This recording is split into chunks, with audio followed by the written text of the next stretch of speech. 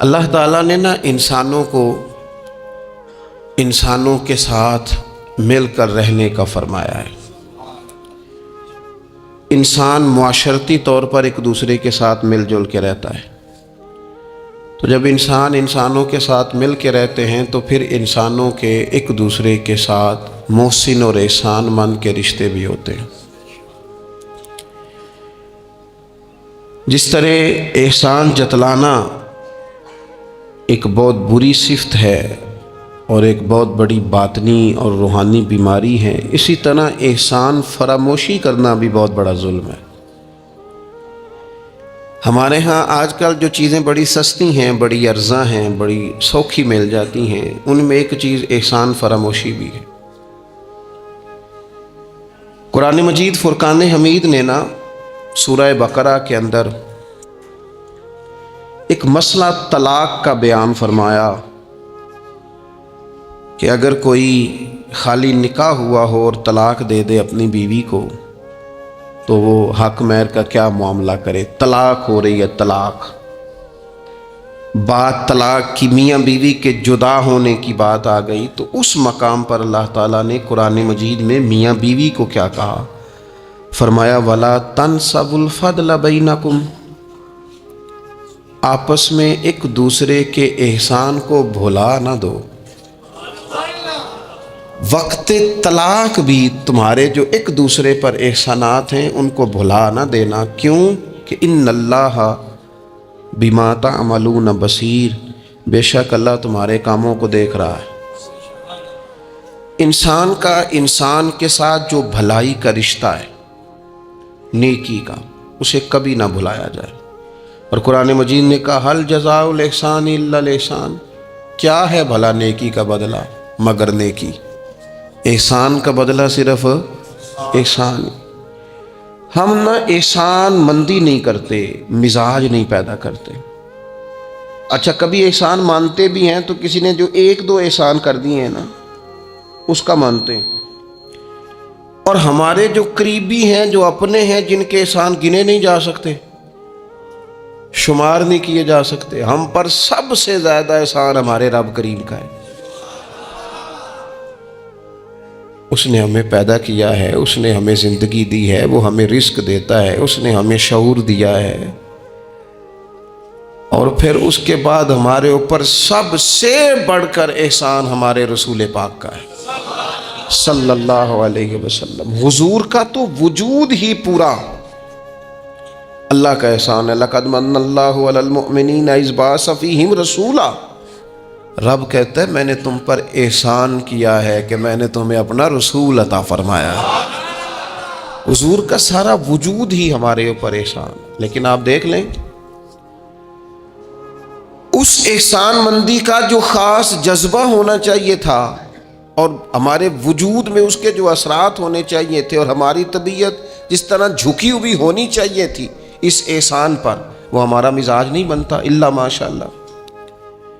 اللہ تعالیٰ کے احسانات ہیں، نبی پاک کے احسانات ہیں، پھر علماء، مشائخ، قرآن مجید کے تراجم، تفاسیر، احادیث کی شروحات لکھنے والے، ہمیں سمجھانے والے، جو ہمیں اللہ رسول سے جوڑتے ہیں، جو ہمیں وہ رستہ دکھاتے ہیں، ان لوگوں کے احسانات ہیں، ہمارے اساتذہ کے احسانات ہیں۔ اور دنیاوی احسانوں میں سب سے بڑھ کر جو ہمارے اوپر احسان ہے وہ ہمارے والدین کا ہے۔ اور قرآن مجید میں اللہ کریم نے فرمایا میرا بھی شکر ادا کرو اور اپنے ماں باپ کا بھی شکر ادا کرو، ان کا بھی شکریہ ادا کرو۔ مزاجوں میں تشکر کا جذبہ نہیں۔ وہ میں ایک دوست ناراض ہو گئے اپنے گھر سے، تو والد نے انہیں کہا ٹھیک ہے آپ الگ ہو جائیں، جو ان کا حصہ تھا وہ ان کو دے دیا۔ 4 بھائیوں میں سے ایک کو انہوں نے روانہ کر دیا۔ اب ظاہر ہے کچھ پریشان ہوئے، گھر چھوڑنا تھا تو ایک اور جگہ منتقل ہوئے، تو ان کے ایک دوست نے ان کی مدد کی اور ان کو انہوں نے کچھ دن اپنے ساتھ رکھا، پھر آہستہ آہستہ مواقع بن گئے اور جگہ ان کو مل گئی۔ تو وہ میرے ساتھ گفتگو کر رہے تھے، تو ہم جو سادہ لوگ ہوتے ہیں، دیسی دیہاتی، وہ ہم نہ ایک بات ہی پکڑ لیتے ہیں ساری زندگی، اور تصویر کا دوسرا رخ دیکھنے کو تیار نہیں ہوتے۔ کہنے لگے جی یہ میرا محسن ہے، اس نے اتنے دن مجھے گھر رکھا، کوئی 20-25 دن اس نے مجھے اپنے گھر رکھا، پھر اس نے میرے ساتھ تعاون کیا، پھر کاروبار چلانے میں میری مدد کی، پھر مجھے مکان لے کے دیا۔ 1-2 سال تک اس طرح اس نے مجھے سپورٹ کیا کہ میں ٹانگوں پہ کھڑا ہو گیا۔ اماں ابا نے تو مجھے نکال دیا تھا، اور ان کی وہ شکوے بھی بیان کرنے لگا، شکایتیں بھی کرنے لگا۔ تو میں نے اسے کہا کمال ہے نا، جس نے 20 دن گھر میں رکھا وہ محسن ہے، اور جس ماں نے 9 مہینے پیٹ میں رکھا اس کے بارے میں تیرا رویہ ہی بدل گیا ہے۔ آپ غور کریں گے اور سمجھیں گے اس بات کو کہ 9 ماں نے پیٹ میں رکھا، اور کیا دکھ سہے، کیا تکلیف ہے۔ اور میں نے کہا اس نے 2 سال سپورٹ کی ہے، اور یہ تو تیرا محسن ہے۔ اور جس باپ نے اتنی سپورٹ کی کہ تیرے 3 بچے بھی ہو گئے، تو وہ بس 1-2 منٹ میں تو وہ چپ کر گیا۔ میں نے کہا تمہیں یہ سپورٹ نظر نہیں آئی؟ ہم جو پیر صاحب تک پہنچے، ہم جو استاد صاحب تک پہنچے، ہم جو دوستوں تک پہنچے، ہم جو رشتہ داروں تک پہنچے، ہم جو اولاد تک پہنچے، ہم جو سسرال تک پہنچے، ہم جہاں بھی پہنچے، اس پہنچنے میں پہلا کردار ہمارے ماں باپ کا ہے۔ یہ پہلی درسگاہ ہے۔ میرے والد صاحب اپنا نام نہیں لکھنا جانتے تھے، میری اماں اپنا نام نہیں لکھ سکتی تھی، لیکن میں اپنے دوستوں سے کہتا ہوں کبھی مجھے موقع ملے تو 2 جلدوں میں کتاب لکھوں گا اپنے ماں باپ۔ میری والدہ کے بارے میں کوئی مجھ سے پوچھے کہ آپ کی اماں کیا ہے، تو میں کہوں گا میری اماں میرے لیے یونیورسٹی ہے، میری اماں میرے لیے اتھارٹی ہے، اس لیے کہ اس گود کے اندر بیٹھ کے جو سیکھا ہے وہ کہیں اور سیکھنے کو نہیں ملا۔ میرے والد صاحب میرے لیے اسکول آف تھاٹ ہیں، میری سوچوں پر پہلا اثر ان کا ہے۔ ہم نا مطلب وہ نئے نئے رنگ، نئے نئے انداز، نئی نئی چیزیں دیکھ کر پیچھے ہم ہر چیز بھولتے جاتے ہیں، اور نوے نوے نہ یار بنائیے۔ میں نہیں جی اگوں آکھنا، اس لیے کہ میرا میاں صاحب سے یہ شکوہ ہے کہ تسی کمینہ ہی آکھ چھڑیا ہے۔ یہ تو ثقیل لفظ ہے، صوفیاء ثقیل جملے استعمال نہیں کرتے، تو ثقیل ہے لفظ۔ یعنی آج کل بھی کسی کو کمینہ کہنا بڑا مشکل کام ہے نا، بندہ نالائق کہہ دے، بیوقوف کہہ دے، تھوڑا سا نا لفظ قابو میں ہے، لیکن کمینہ کہنا، لیکن میاں صاحب کہتے ہیں نوے نوے نہ یار بنائیے ایویں وانگ۔ او بھائی تھوڑا سا نا اپنے ماں باپ کے لیے بازو بچھے ہوئے ہوں، محبت ہوئی ہو، اور یار میرے رسول پاک کریم محبوب علیہ السلام، معصوم آمنہ صلی اللہ تعالی علیہ وسلم، نبی پاک علیہ السلام نے نا فرمایا جس نے لوگوں کا شکریہ ادا نہیں نہ کیا اس نے اللہ کا بھی کوئی نہیں کیا۔ اگر تو کسی کا احسان مند ہی نہیں، اگر تو کسی کا مشکور ہی نہیں، تو اللہ کا کیا شکر ادا کرے۔ حضور نے فرمایا جب کوئی تمہارے ساتھ نیکی کرے تو بہترین بدلہ دینے کی کوشش کرو۔ وہ بابا بلے شاہ صاحب نے نا کتے کی وفاداری کا بیان فرمایا ہے، اور بڑی سمجھنے والی بات ہے۔ بابا صاحب کہتے ہیں کہ کتا جو ہے نا اس کے ہم مالک ہیں، تو ہمارا بھی تو کوئی مالک ہے نا۔ فرماتے ہیں ایک روٹی کتے کو ڈالتے ہیں، دوسری مانگے تو کئی دفعہ لوگ جوتا بھی مار دیتے ہیں، لیکن خود مالک جو ہے کتے کا وہ پنکھے کے نیچے، اے سی کے نیچے سویا ہے، اور کتا جا کے صبح کسی درخت کے نیچے سوتا ہے، اور ساری رات مالک سویا ہوا ہے، یہ پہرے داری کر رہا ہے، اور کسی کو بھی اس کے گھر میں آنے نہیں دے رہا۔ کہتے ہیں تو کتے کا مالک ہے تو تیرا بھی تو کوئی مالک ہے نا۔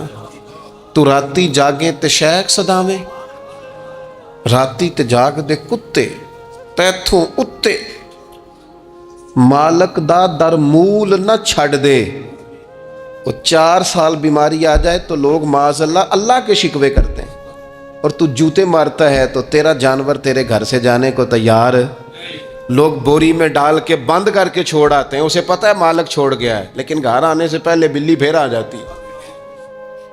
راتی جاگیں تو شیخ صداویں، راتی جاگ دے کتے تیتھوں اتے، مالک دا در مول نہ چھڑ دے۔ پاویں مارو 100 جتے، ایک برکی دا قدر پچھانن، پاویں مالک ہوں من ستے۔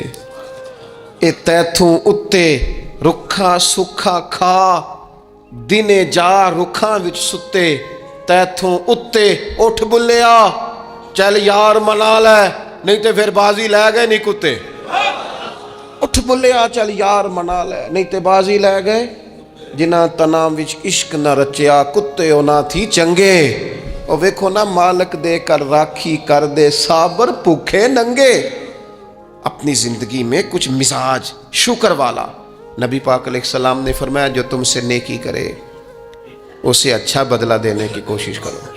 اور حضور فرمانے لگے اگر بدلہ دینے کی طاقت نہ ہو تو پھر اس کے لیے دعا کرو, اور اتنی کرو اتنی کرو اتنی کرو محسن کے لیے دعا کہ تمہیں یوں لگے کہ تم نے حق ادا کر دیا ہے. پھر اس کے لیے دعا کرو, اپنے محسنوں کا شکریہ. اور یارو میرے نبی پر کوئی احسان نہیں کر سکتا, لیکن میرے رسول پاک صلی اللہ علیہ وسلم سے جس نے تھوڑی سی بھی محبت کی نا, مدینے والے لینے گئے میرے نبی پاک کو ہجرت سے پہلے, تو حضور کے چچا حضرت عباس رضی اللہ تعالیٰ عنہ حالانکہ ابھی کلمہ نہیں پڑھتے تھے, وہ کہنے لگے او مدینے سے لینے آنے والوں, نبی پاک یہاں بڑے معزز ہیں, ان کا بڑا اعزاز ہے, اگر تم محبوب کی حفاظت کر سکتے ہو تو پھر لے کے جانا. تو اہل مدینہ نے کہا کہ آپ ایک دفعہ بھیجیں تو صحیح, ہم تو اپنے اہل خانہ سے بڑھ کر حفاظت کریں گے. یہ باتیں ہو رہی ہیں. ایک انصاری تھے حضرت ابو الحیثم, اٹھ کے نا حضور کے قریب گئے, کہنے لگے یا رسول اللہ ایک بات کر لوں؟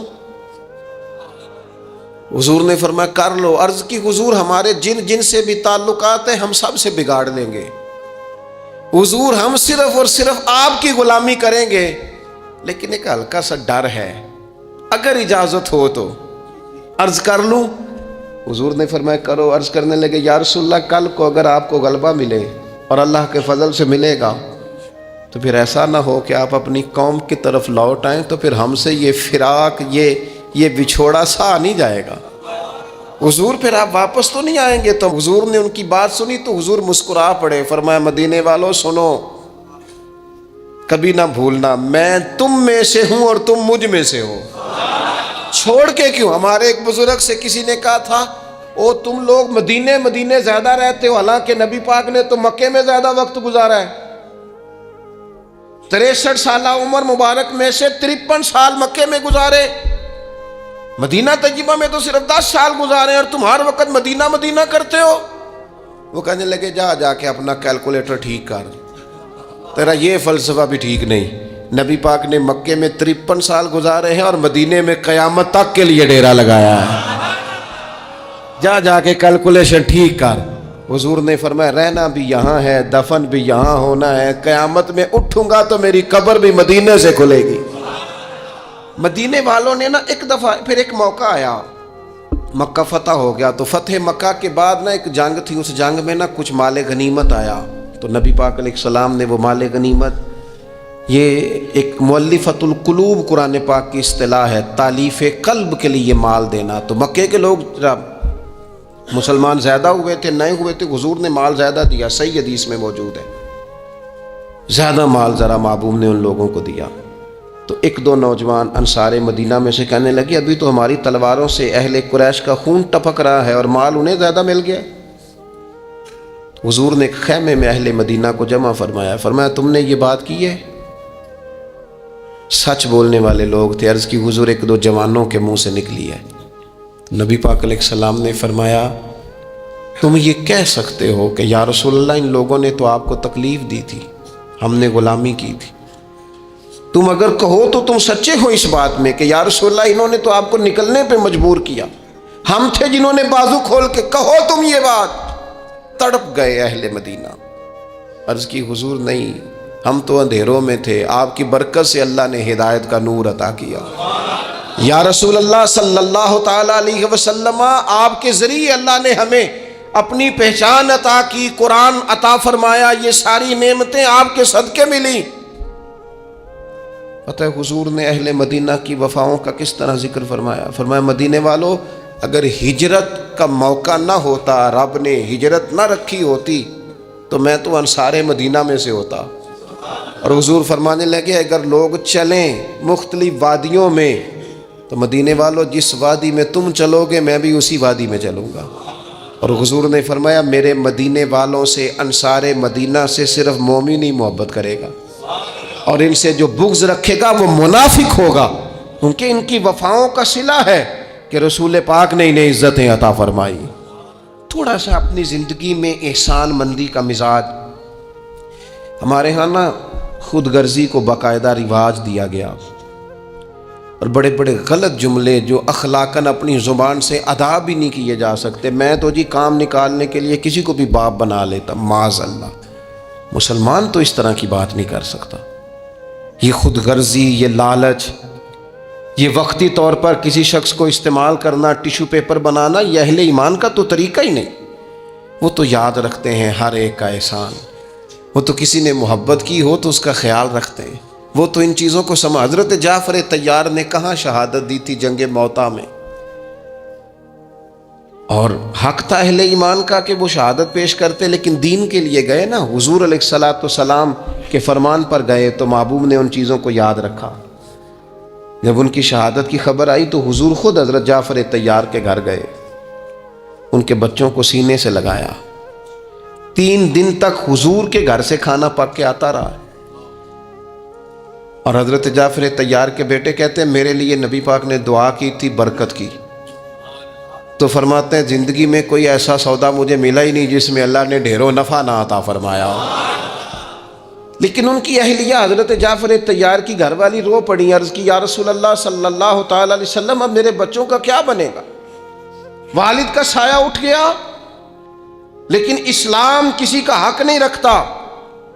کوئی مخلص ہو کر دین کے ساتھ چلے اور پھر اس شخص کا حق رکھا جائے، اس کی قدردانی نہ ہو، اس کو نوازا نہ جائے۔ من عمل صالحا من ذکر او انثى وهو مؤمن فلنحيينه حیاتا طیبہ۔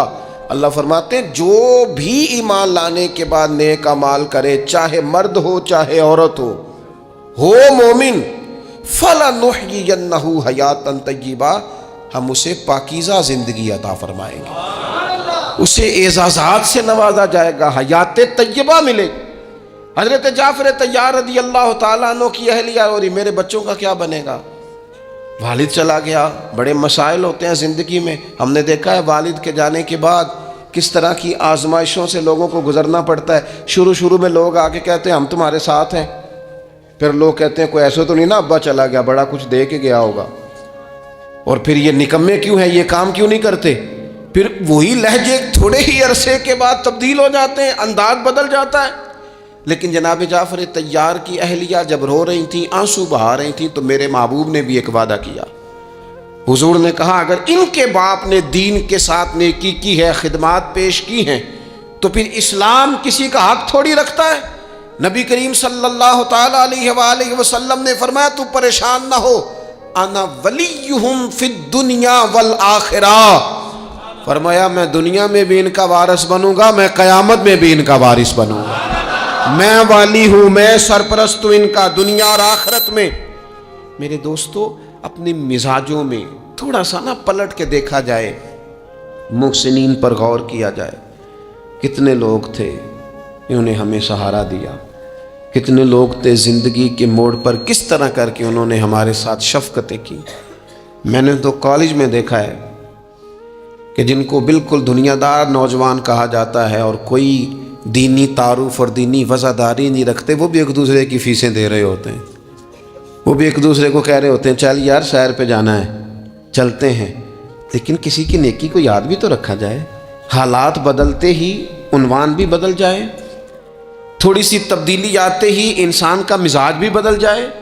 یہ احسان مندی کا نہ ہونا، اور اگر کبھی ہونا بھی تو وہ جذباتی قسم کی، جیسا میں نے کہا کہ 1-2 احسان کسی نے کیا وہ تو یاد رکھ لیا گیا۔ دوسری شادی کرنا بالکل جائز ہے، کوئی اس میں 2 رائے نہیں، اگر کوئی حق ادا کر سکتا تو کرے، لیکن نبی پاک علیہ السلام نے سیدہ خدیجہ الکبریٰ کی موجودگی میں دوسرا نکاح نہیں کیا۔ اعلیٰ حضرت بریلوی رحمۃ اللہ علیہ حج کے لیے تشریف لے گئے تو وہاں جتنے علماء اس وقت موجود تھے وہ سارے آ کے بیٹھ گئے، حضور ہمیں حدیث پاک پڑھا دیں، ہمیں تفسیر کے اسباق پڑھا دیں، ہم شاگرد بننا چاہتے ہیں، اسناد لے رہے ہیں۔ اب اس زمانے میں لوگ 6 ماہ، سال اس سے بھی زیادہ حرم شریف میں رہتے تھے، تو وہاں کچھ لوگوں نے کہا حضور اتنا عرصہ آپ کو یہاں رکنا ہے تو آپ یہاں نکاح کر لیں۔ فرمانے لگے دوسری شادی جائز بھی ہے اور میں اس کی طاقت بھی رکھتا ہوں، لیکن اعلیٰ حضرت فرمانے لگے میری اہلیہ نے نا تکلیفوں میں میرا ساتھ دیا ہے، میں اسے وقت نہیں دے پایا، دین کے کام میں لگا رہا، لیکن اس خاتون نے بڑی نیک نامی کے ساتھ میرے ساتھ زندگی بتائی ہے۔ یہ اعلیٰ حضرت کے لفظ ہے۔ فرمانے لگے میں طاقت بھی رکھتا ہوں، شریعت کی اجازت بھی رکھتا ہوں، لیکن میں دوسری شادی اس لیے نہیں کروں گا کہ میری بیوی کو تکلیف ہوگی۔ لیکن یہاں جناب حالات بدلے نہیں تو عنوان بدلا نہیں۔ میں نے کہا ہے کہ ناجائز نہیں کہہ رہا میں اس کو کسی مقام پر بھی، لیکن کچھ چیزیں ایسی ہیں جس کو آگے بڑھ کر ہم سیرت اور سوانے سے لے سکتے ہیں۔ سیدہ خدیجہ الکبریٰ رضی اللہ تعالیٰ عنہا نے حضور سید عالم علیہ السلام کے ساتھ وہ وقت گزارا تھا جو اسلام پر غربت کا وقت تھا، جو کفار کی اذیتیں برداشت کرنے کا وقت تھا، جس وقت معاذ اللہ کمر مبارک پر اونٹ کی اوجڑیاں رکھی جاتی تھی، راستے میں کانٹے بچھائے جاتے تھے، پتھر برسائے جاتے تھے۔ اس موقع پر سیدہ پاک حضور کی بارگاہ عالی مرتبت میں رہی۔ حضور کی ہر زوجہ کی کیا شان ہے۔ اور پھر سیدہ عائشہ صدیقہ جو محبوبہ ہیں محبوب خدا کی، کیا عظمتیں ہیں، پر سیدہ خدیجہ الکبریٰ کا انفرادی انداز ہے۔ حضرت عائشہ صدیقہ کہتی تھی میں نے اس خاتون پر ہمیشہ رشک کیا، بڑے سارے لوگ آتے تھے حضور سے ملنے، لیکن دروازے پر ایک خاتون بولی، جناب حالہ بنت خولد، دروازے پر خاتون بولی، اجازت مانگی السلام علیکم کے بعد میں آ جاؤں؟ تو سیدہ عائشہ صدیقہ فرماتی ہے محبوب نے جھٹ سے چہرہ مبارک اٹھایا، فرمایا یہ تو حالہ کی آواز ہے، یہ تو خدیجہ کی بہن ہے، یہ دیکھو کتنی آواز ملتی ہے، تو خدیجہ کی بہن ہے، حالہ کی، جلدی سے بلاؤ۔ کہتے وہ آ گئیں، بیٹھی، چلی گئی۔ میں نے عرض کی حضور اللہ تعالیٰ نے آپ کو بڑی بہتر ازواج دی ہیں، پر اس خاتون کا بڑا ذکر کرتے ہیں۔ تو سیدہ کہتی ہیں دیکھتے دیکھتے ہی حضور کے آنسو چھلکے، دیکھتے دیکھتے ہی رخساروں سے وہ نور بھری لڑی مبارک داڑھی کے قریب آنے لگی۔ محبوب فرمانے لگے جب لوگوں نے میرا حوصلہ توڑا تو عائشہ خدیجہ نے مجھے حوصلہ دیا۔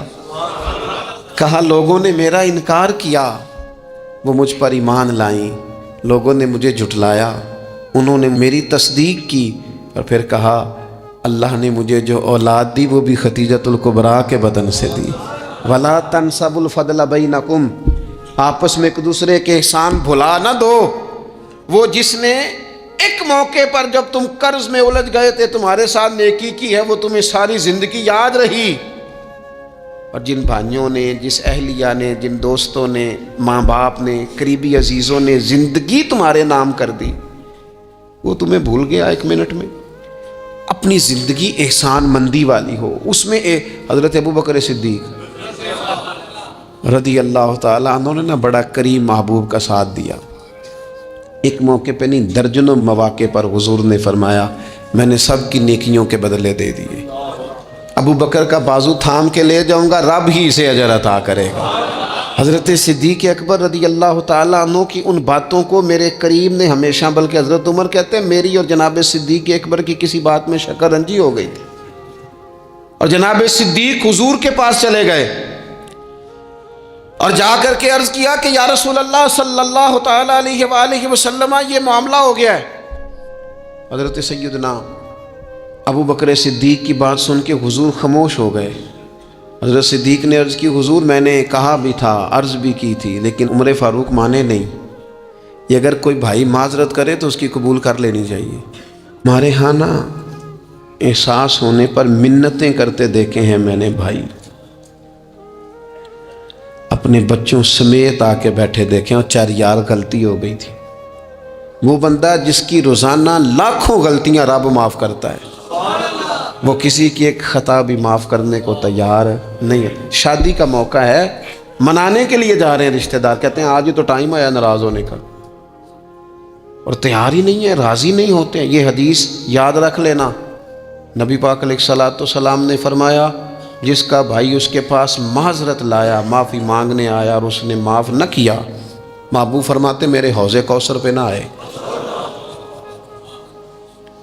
یہاں نہ آئے۔ وہ تیرا بھائی ہاں کوئی عقیدے کا مسئلہ تھا، کوئی شرعی معاملہ تھا تو بات اور تھی، ذات کے لیے بت بنا کے رکھے ساری زندگی، اور معافی دینے کو ہم تیار نہ ہوئے، احساس ہی نہیں پیدا کیا کہ وہ جو آ گیا ہے وہ تو اب آ گیا، اب ہمیں درگزر کا حکم تھا۔ حضرت ابو بکر صدیق رضی اللہ تعالیٰ عنہ نے معذرت چاہی، لیکن جناب عمر کے مزاج میں جلال تھا، وہ ناراض ہیں۔ حضرت صدیق حضور کی بارگاہ میں حاضر ہو گئے، سارا مدعا عرض کر دیا۔ حضرت عمر کہتے ہیں میں پیچھے گیا، اور جب میں گیا تو میں حال سارا سمجھ گیا۔ کہتے ہیں جب نبی پاک کی بارگاہ میں گیا تو جو حضور کے جملے تھے وہ جناب صدیق اکبر کی عظمت کو کہاں سے کہاں لے گئے۔ محبوب فرمانے لگے عمر کیا تم میری خاطر ابو بکر کو چھوڑ نہیں سکتے تھے؟ فرمایا جب سب مجھے جھٹلا رہے تھے یہ میری تصدیق کر رہا تھا، جب سب کی تلواریں نیام سے باہر نکلی ہوئی تھی اور ابو بکر سینہ کھول کے میری حفاظت کر رہا تھا، تم میری وجہ سے اسے چھوڑ نہیں سکتے تھے۔ احسان کسی کا تو یاد رکھا جائے، اور جو لوگ احسان مند تھے، حضرت شیخ سعدی رحمۃ اللہ تعالیٰ علیہ فرماتے میں نے دیکھا ایک شخص کے پیچھے پیچھے ہرن چل رہا تھا، وہ ذرا میرے قریب آیا تو میں نے اسے آ کے کہا کہ یہ ہرن تو بندہ دیکھ کے بھاگ جاتا ہے، تیرے پیچھے کیسے چل رہا ہے؟ تو سعدی فرماتے ہیں وہ شخص کہنے لگا اس کا بچہ مر رہا تھا، میں نے بچایا ہے، میں نے اس کے بچے کو پانی پلایا ہے، گھاس کھلائی ہے، تو جب سے یہ دم ہلاتا ہلاتا میرے پیچھے ہے۔ حضرت سعدی فرماتے ہیں اس کے گلے میں رسی کوئی نہیں تھی، پر اگر اس کے گلے میں کوئی رسی تھی تو احسان کی رسی تھی، جس سے وہ بندھا ہوا پیچھے پیچھے چلا آ رہا تھا۔ کوئی تو ایسی رسی، یہاں تو بھائی اتنا عجیب معاملہ ہو گیا ہے۔ ہمارے ایک بہت بڑے بزرگ عالم ہیں، تو ایک دن فرما رہے تھے یار حد ہو گئی ہے، جن کو پڑھایا تھا لکھایا تھا وہ مقابلے میں آ کے بیٹھ گئے، ہم نے شاگرد بنائے تھے کہ دشمن تیار کیے تھے۔ وہ عربی کا ایک محاورہ ہے نا، جس سے نیکی کرو پھر اس کے شر سے بھی بچو، بعض تو اسے حضرت علی کا قول بھی کہتے ہیں۔ اپنی زندگی میں یہ مزاج کبھی نہ بنائیں، کبھی نہ بنائیں، کبھی کوئی ایسی طبیعت کے اندر بات نہ لائیں۔ لوگ مختلف لوگوں کے بارے میں نام لے کے ٹھٹھا کرتے ہیں معاذ اللہ، اور بڑی بڑی باتیں سناتے ہیں۔ ایک خان صاحب سے میری ملاقات ہوئی کچھ عرصہ پہلے، تو ایک انتہائی غریب آدمی کے گھر میں نے انہیں ڈیوٹی کرتے دیکھا، تو میں نے کہا آپ یہاں ڈیوٹی کرتے ہیں؟ کہنے لگے یہ ہمارے صاحب بڑے امیر ہوتے تھے، غریب ہو گئے، سب چھوڑ گئے، حالات کا تغیر بدلا۔ تو میں نے کہا آپ کیوں نہیں چھوڑ کے گئے؟ کہنے لگے کیا کروں، مجبوری ہے، نمک خار ہوں، ان کے گھر کا نمک کھایا ہے، اب حالات کے تغیر اصلہ نال جے نیکی کریے، وہ نسلاں تاک نہیں بھول دے۔ تو وہ میرے دوست کہنے لگے میں نے اسے 20 دفعہ کہا ہے کہ تو چلا جا، سب چلے گئے اور میرے پاس گنجائش بھی نہیں، لیکن یہ کہتا ہے یہیں روٹی کھائی ہے، جب راج کے ملتی تھی تب بھی کھاتے تھے، اب ایک ملتی آدھی آدھی کھائیں گے، رہنا یہیں پہ ہے۔ احسان مندی کا مزاج، اور بالخصوص اپنے قریبیوں کے بارے میں، اپنے اہل خاندان میں سے قریبیوں کے بارے میں احسان مندی کا مزاج بنائیں۔ اپنی طبیعت سے ناشکری، اپنی طبیعت سے رشتوں کو توڑنا، اپنے مزاج سے اپنے قریبیوں کے احسانات کو بھول جانا، اس سے باہر آئیں۔ اپنے اساتذہ کے لیے جذبات پیدا کریں۔ اعلیٰ حضرت رحمۃ اللہ علیہ فرماتے استاد بدرجے باپ کے ہے، اور اس استاد سے کون مراد ہے؟ شیخ مرشد بھی اسی میں داخل ہے، جس سے ہم تربیت لیتے ہیں، جس کی وجہ سے اللہ ہمیں کوئی خیر نصیب کرتا ہے، جس کی بات سے کچھ سیکھتے ہیں، وہ بھی اس میں داخل ہے۔ فرماتے ان کا حق ہے، اور جو حق والے تھے انہوں نے حق اس طرح سمجھا کہ حضرت مولا علی شیر خدا فرماتے ہیں میرا استاد اگر چاہے تو مدینے کے چوک میں کھڑا کر کے مجھے بیچ دے، میں بک جاؤں گا، لیکن اس کے حق سے میں پیچھے نہیں ہٹوں گا۔ 17 رمضان المبارک کو جنگ بدر ہوئی، نبی پاک علیہ السلام نے فرمایا رب کریم نے بدریوں سے وعدہ کر لیا ہے، جو جو بدر میں شریک ہوئے اللہ نے وعدہ کر لیا ہے رب سب کو جنت عطا فرمائے گا۔ اہل بدر میں سے کوئی شخص آتا نا تو صحابہ اٹھ کے اس کا استقبال کرتے۔ بدر کے لوگوں نے جب کہا نا شہدائے بدر اور شہدائے احد کو فلاں فوت ہو گیا، فلاں مر گیا، تو اللہ نے کہا وَلَا تَقُولُوا لِمَن يُقْتَلُ فِي سَبِيلِ اللَّهِ أَمْوَاتٌ، خبردار تم نے مردہ کہنا بھی نہیں، جائے میرے رستے میں اب اسے مردہ کہا جائے، بل احیاء، بلکہ وہ زندہ ہیں، وہ زندہ ہیں۔ تم شعور نہیں رکھتے ان کی زندگی کا تو تم نے مردہ کہہ دیا، وہ تو زندہ ہے۔ میرے دوست جتنے بھی لوگ اسلام میں، حضرت عمر فاروق کہتے ہیں میں حضرت صدیق اکبر کے پاس بیٹھا تھا تو ایک خاتون آ گئی، دربار خلافت میں کسی کام سے، تو حضرت سیدنا ابو بکر صدیق نے اپنے کندھوں سے چادر اتاری، اس چادر کو زمین پہ بچھایا، اس بیٹی کو، اس خاتون کو اپنی چادر پہ بٹھایا۔ تو حضرت سیدنا عمر کہتے ہیں میں نے کہا اللہ نے آپ کو اتنی شانوں سے نوازا ہے، انبیاء کے بعد آپ سب سے افضل ہیں، اور آپ اپنی چادر کس کے لیے بچھا رہے ہیں؟ کون ہے آخر یہ خاتون؟ تو حضرت ابو بکر صدیق فرمانے لگے حضرت سعد بن ربیع رضی اللہ تعالیٰ عنہ نے میدان احد میں حضور کے قدموں میں جان قربان کی تھی۔ میں نے کہا ہاں، کہنے لگے یہ اسی سعد بن ربیع کی بیٹی ہے، یہ آنجائی ہے۔ اور ہمارے ملک میں کیا ہوا؟ کبھی پلٹ کے دیکھنا شہداء کے خاندان کس کیفیت میں، کبھی پلٹ کے دیکھنا سرحدوں پہ جان دینے والوں کے بچوں کی کیفیت کیا ہے۔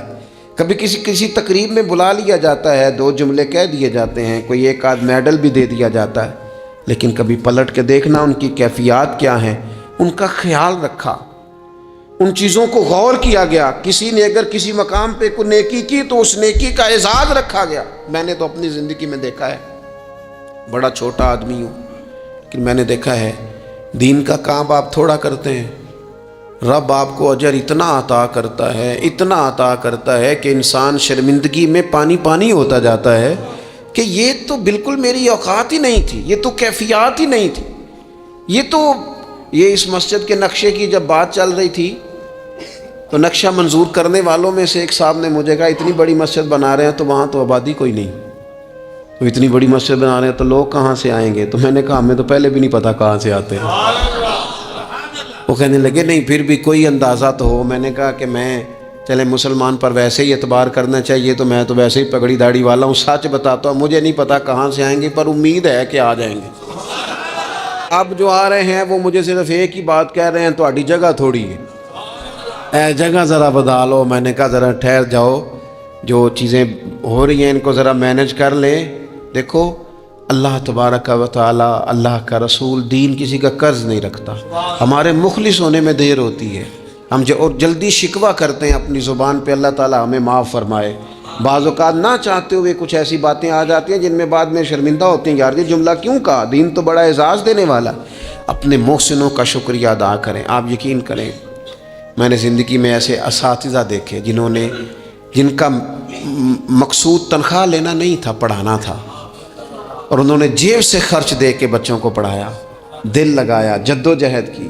ایسے مشائخ دیکھے جنہوں نے وارفتگی کے ساتھ لوگوں کو دین کی طرف قائل کیا۔ اب نہ زمانے میں تکلف پیدا ہو رہا ہے، اب طبیعتیں احسان مند نہیں رہی۔ بچے اپنے ماں باپ سے جب یہ کہیں کہ آپ نے ہمارے لیے کیا کیا ہے، اور جب شاگرد اٹھ کے اپنے استاد سے کہیں کہ اگر پڑھایا ہے تو فیس نہیں لی، مفت پڑھایا ہے۔ اگر کوئی بیوی اٹھ کے اپنے خامد سے کہہ دے، نبی پاک علیہ السلام نے فرمایا، بخاری میں موجود ہے،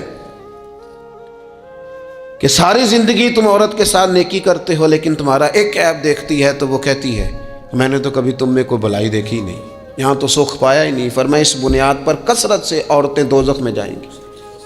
اور اگر وہ خاتون جس نے سارے دکھ سکھ دھوپ چھاؤں خامد کے ساتھ گزاری، اگر خامد اسی کو اٹھ کے تانا زنی کرے اور اس کے 2-1 کاموں کو بنیاد بنا کر کے یہ چیز نہیں ملی، یہ کپڑا وقت پہ استری ہوا نہیں ملا، اس کی زندگی کی ساری نیکیوں کو توڑ کے رکھ دے، یہاں تک کہ اس کے ماں باپ کے بارے میں بھی کمزور جملے کہے، تو اللہ کا قرآن کہتا ہے وَلَا تَنْسَوُا الْفَضْلَ بَيْنَكُمْ، آپس میں ایک دوسرے کا احسان بھول نہ جایا کرو۔ تھوڑا سا احسان مند رہیں، تھوڑا سا چیزوں کو سمجھیں، تھوڑا غور کریں۔ اگر یہ مزاج میں بات پیدا ہو جائے تو زمانے میں قرار آئے گا، ہم ایک دوسرے کی قدر کا احساس ہوگا، مل کے رہنا ہم پسند کریں گے، ہمارے اندر وہ چیزیں آئیں گی۔ یہ ادارے بنتے ہیں، یہ چلتے ہیں، لوگ آتے ہیں، میرا ہی نام ہے، مجھے ہی لوگ جانتے ہیں، میرا ہی تعارف ہوتا ہے، لیکن میں تو ابھی آیا ہوں۔ جس نے یہاں میرے آنے سے پہلے صفیں بچھائی ہیں وہ بھی تو بڑا قیمتی آدمی ہے نا، جس نے جھاڑو دیا اس کی بھی تو بڑی بات ہے نا۔ جو میں چلا جاؤں گا اپنے معاملات میں، جہاں مجھے مزید سفر کرنے نکل جاؤں گا تو یہاں ڈیوٹی کریں گے، یہاں سے چیزیں اٹھائیں گے، ان کی بھی تو بڑی بات ہے نا۔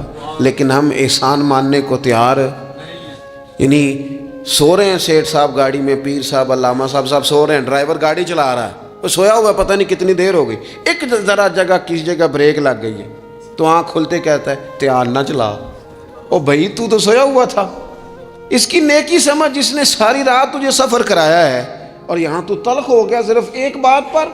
احسان مندی کا مزاج نہیں۔ مطعم بن عدی ایک سردار تھا قریش کا۔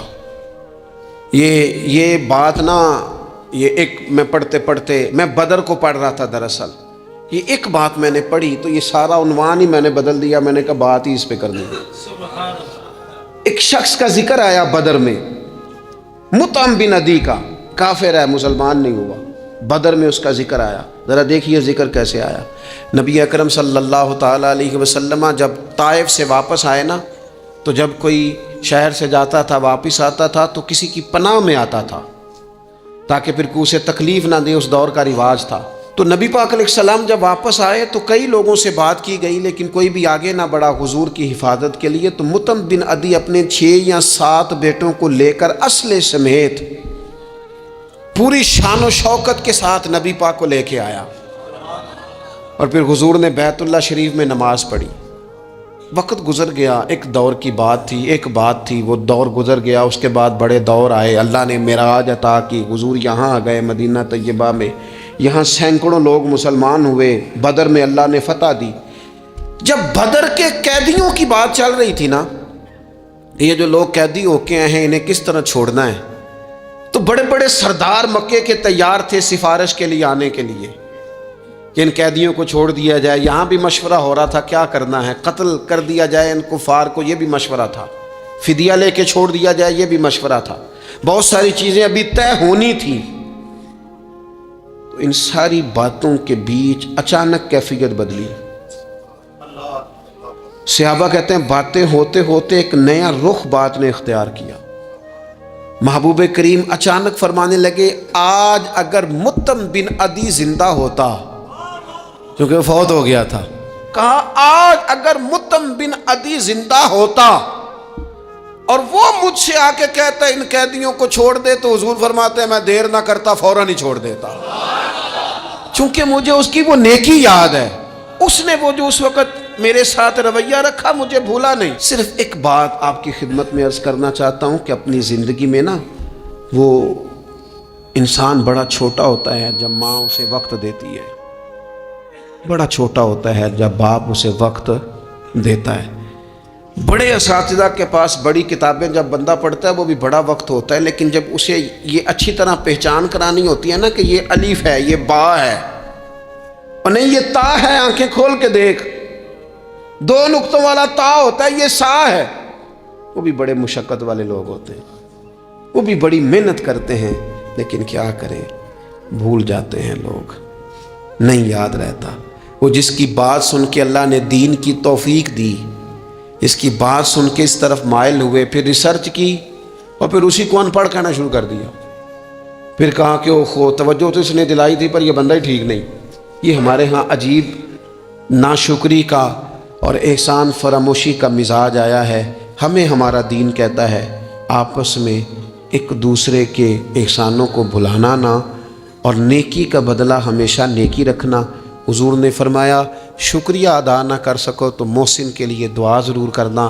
اپنی زندگی، یہ جو لوگ احسان مند ہوتے ہیں نا، یہ بڑے نفیس لوگ ہوتے ہیں، یہ حدود کے اندر ہوتے ہیں، یہ بڑے باادب ہوتے ہیں، ان کی زندگی سلجھی ہوئی ہوتی ہے، ڈھلی ہوئی ہوتی ہے، یعنی یہ وہ لوگ ہوتے ہیں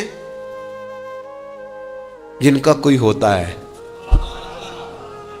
یعنی ان کی کوئی سند ہوتی ہے، ان کے کوئی پیچھے ہوتا ہے، ان کی کوئی بہک ہوتی ہے، انہیں کوئی کہنے والا ہوتا ہے، ان کا کوئی استاد مرشد ہوتا ہے، انہوں نے کسی سے سیکھا ہوتا ہے، ان کی کوئی پشت ہوتی ہے، یعنی یہ وہ ہوتے ہیں جن کا کوئی ہوتا ہے۔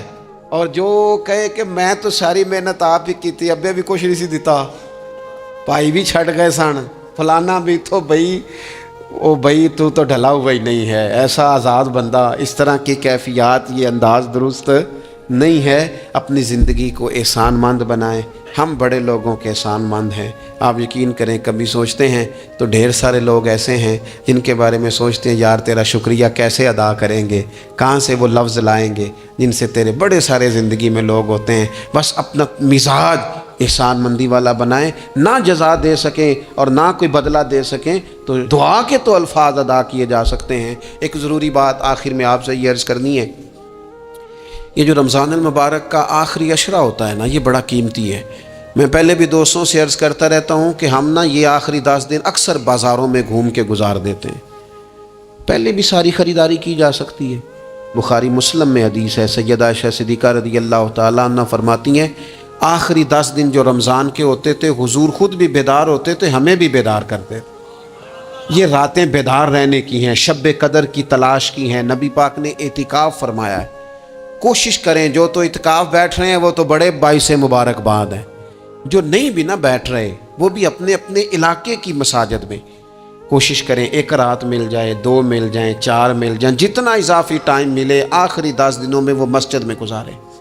زیادہ سے زیادہ وقت قرآن پاک پڑھیں، استغفار پڑھیں، درود پاک پڑھیں، یہ 3 ہی وظیفے ہیں ان کے ساتھ۔ اور رات کا وقت کوشش کریں قیام میں گزرے، نوافل میں گزرے، جہاں جہاں بھی آپ، اس کو ہم نے ضائع نہیں کرنا۔